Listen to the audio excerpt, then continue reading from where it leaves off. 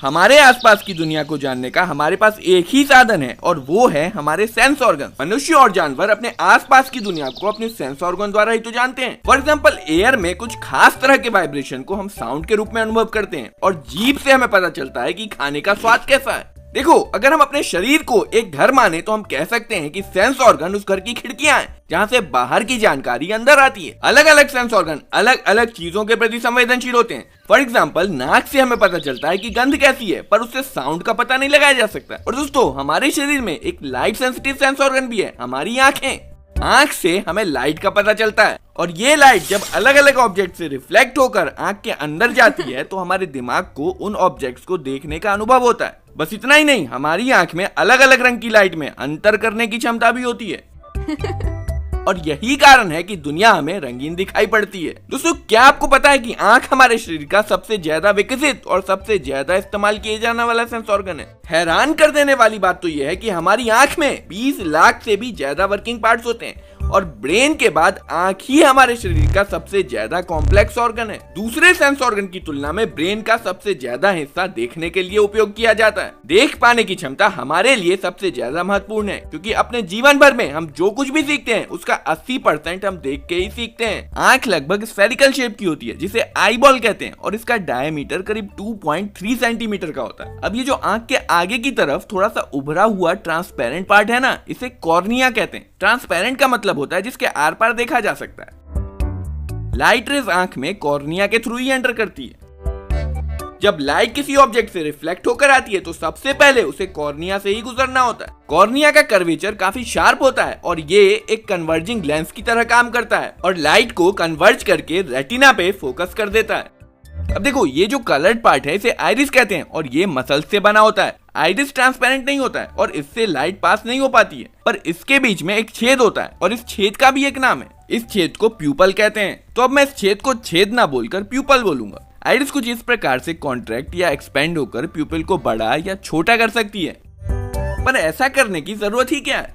देखो, जब हम किसी कम लाइट वाली जगह पे होते हैं तो हमारी आंख में काफी कम लाइट एंटर करती है और हमें देखने में दिक्कत हो सकती है। वहीं अगर हम किसी ज्यादा लाइट वाली जगह पे हैं तो हमारी आंख में जरूरत से ज्यादा लाइट एंटर कर सकती है और हमारी आंख को डैमेज कर सकती है। जब हम कम लाइट वाली जगह पे होते हैं तो आइरिस प्यूपल को बड़ा कर देता है ताकि प्यूपल से ज्यादा लाइट एंटर कर सके और हम ऑब्जेक्ट को आसानी से देख पाएं। और जब हम ज्यादा लाइट वाली जगह पे होते हैं तो आइरिस प्यूपल को छोटा कर देता है ताकि प्यूपल से ज्यादा लाइट एंटर ना कर पाए और आंख डैमेज होने से बच जाए। दोस्तों, आपने देखा होगा कुछ लोग की आंख नीले रंग की होती है, कुछ लोग की आंख हरे रंग की होती है, कुछ लोग की आंख भूरे रंग की होती है और कुछ लोग की आंख काले रंग की होती है। आंख का रंग हमें आइरिस में मौजूद पिगमेंट से ही मिलता है। फाइनल एग्जाम का सीजन चल रहा है और दोस्तों, अगर आप नीट या जेईई जैसे एग्जाम्स की तैयारी कर रहे हैं तो आपके पास टाइम बहुत कम बचा है और इसी बचे हुए कम टाइम को आपको पढ़ते वक्त ज्यादा से ज्यादा इफेक्टिव बनाना होगा। अगर आपको कोई कॉन्सेप्ट समझ में नहीं आ रहा है या कोई प्रॉब्लम सॉल्व नहीं हो रही है तो अब इन चीजों पर आपको बिल्कुल टाइम वेस्ट नहीं करना है। जो भी कॉन्सेप्ट, प्रॉब्लम या चैप्टर आपको समझ में नहीं आ रहा है, तुरंत उसकी फोटो खींचकर फिलो ऐप पर अपलोड कर दो। 60 सेकंड्स के अंदर आप फिलो ऐप पे लाइव एक एक्सपर्ट ट्यूटर से कनेक्ट हो जाओगे और फिर आप उनसे समझ के पढ़ो और चाहे जितने सवाल पूछो, क्योंकि अब दोबारा सेम चीज पर अटकने का टाइम नहीं बचा है। बस इतना ही नहीं, फिलो ऐप पे आप अपनी परफॉर्मेंस टेस्ट करने के लिए बहुत सारे फ्री मॉक टेस्ट भी ले सकते हो। तो अपनी पढ़ाई को प्रोडक्टिव बनाने के लिए अब भी डाउनलोड करो फिलो ऐप। लिंक मैंने डिस्क्रिप्शन में दे दिया है। आइरिस के पीछे एक लेंस लगा होता है और ये एक कॉन्वेक्स लेंस होता है। ये उसी टाइप का लेंस है जो मैग्नीफाइंग ग्लास और कैमरे में लगा होता है, पर मैग्नीफाइंग ग्लास की तरह हमारी आंख में लगा लेंस रिजिड मटेरियल से नहीं बना होता है। ये एक ट्रांसपेरेंट, फाइब्रस, जेली जैसे पदार्थ का बना होता है जो फ्लेक्सिबल होता है और ये लेंस लाइट रेज को फर्दर बेंड करके इसके पीछे वाली सरफेस, जिसे रेटिना कहते हैं, पे फोकस कर देता है, जिससे रेटिना पे एक क्लियर इमेज बन जाती है। तो देखो, पहले तो लाइट रेज को कॉर्निया ने बेंड किया और फिर दूसरी बार लाइट रेज को लेंस ने बेंड करके रेटिना पे फोकस कर दिया। देखो, लाइट की मैक्सिमम बेंडिंग तो कॉर्निया पे ही हो जाती है, लेंस तो बस फाइनल एडजस्टमेंट प्रोवाइड करता है ताकि लाइट रेज एग्जैक्टली रेटिना पे फोकस हो सके और रेटिना पे एकदम शार्प इमेज बने।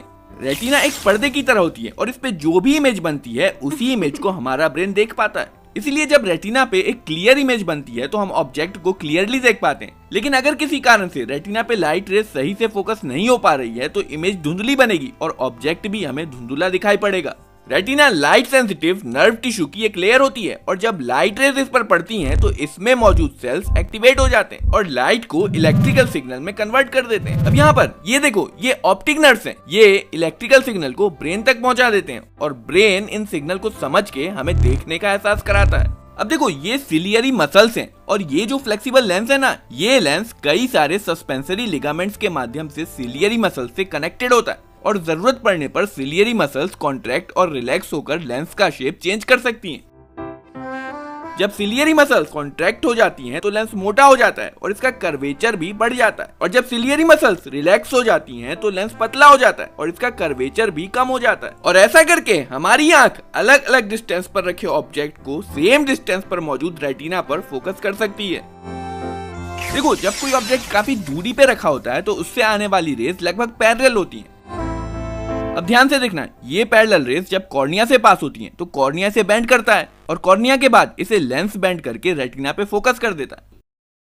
अब मान लो ये ऑब्जेक्ट आपके काफी पास आ गया तो ये लाइट रेज अब पैरेलल नहीं रहेंगी बल्कि ये कुछ इस तरह से बेंड हो जाएंगी और इसलिए इन रेज को सही से रेटिना पे फोकस करने के लिए लेंस को इन्हें ज्यादा बेंड करना पड़ेगा और ज्यादा बेंड करने का तरीका है कि लेंस को मोटा करके इसका कर्वेचर बढ़ा दिया जाए और इसीलिए सिलियरी मसल्स कॉन्ट्रैक्ट होकर लेंस को मोटा कर देती हैं ताकि लाइट रेज रेटिना पे फोकस हो जाए और हमें एक शार्प इमेज देखने को मिले।